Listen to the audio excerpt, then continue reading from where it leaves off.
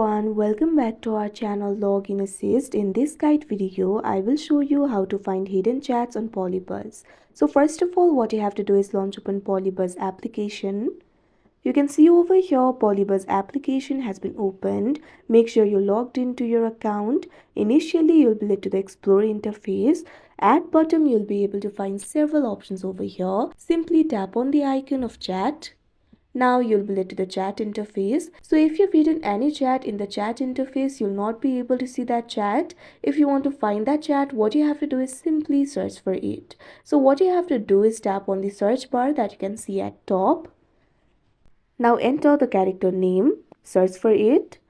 Now you'll be able to find several results over here. If you've chatted with that character, you'll be able to find chatted written at the top right corner of that particular character. So simply tap on it.